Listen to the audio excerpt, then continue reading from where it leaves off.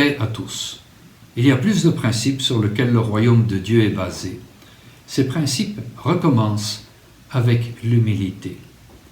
Jésus nous enseigne dans Matthieu 5,3 que le royaume des cieux appartiendra aux pauvres en esprit. Ceux-ci se rendent compte qu'ils n'ont aucune capacité pour se sauver, pour satisfaire leurs besoins spirituels ou pour résoudre leurs propres problèmes. Sachant que nous ne pouvons rien faire par nous-mêmes, nous devons avoir une tristesse divine pour nos péchés qui se traduit par un repentir conduisant au salut qui à son tour apporte la joie. 2 Corinthiens 7, 10. Par Luc 14, 11, il nous dit que les humbles seront élevés et que les serviteurs seront des leaders s'ils se positionnent en dernier. Matthieu 20, 16 et 26. Jésus a illustré le principe du petit devenant grand par l'exemple naturel de la graine de moutarde qui est la moindre de toutes les graines, mais qui devient un grand arbre. Matthieu 13, 32. Poursuivant son sermon sur la montagne, Jésus nous dit que les doux hériteront de la terre.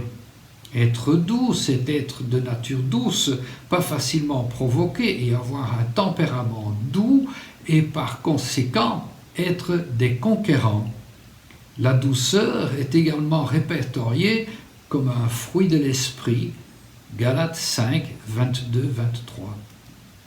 Il enseigne ensuite que seuls ceux qui ont faim de justice seront spirituellement satisfaits, que les miséricordieux obtiendront miséricorde et que notre attitude intérieure est plus importante que les sacrifices extérieurs.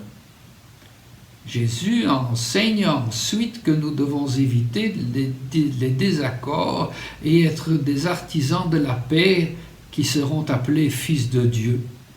Il termine en disant que le royaume des cieux appartient à ceux qui sont persécutés à cause de droiture et qu'il y aura une grande récompense pour ceux faussement accusés et persécutés à cause de lui.